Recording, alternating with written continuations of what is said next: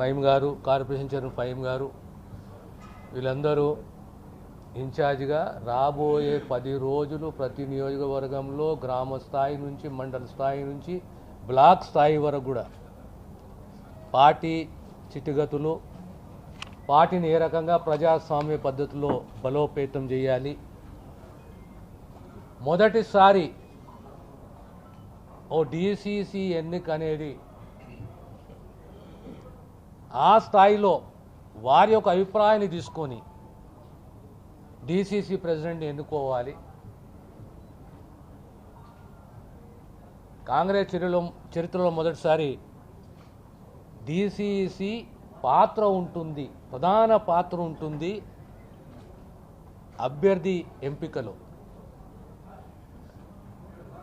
MLA అభ్యర్థి ఎంపికలో DCC పాత్ర చాలా కీలకం కాబోతున్నది. అంటే ప్రజాస్వామ్య పద్ధతిలో 2025 సంవత్సరం కాంగ్రెస్ పార్టీని బలోపేతం చేయడానికి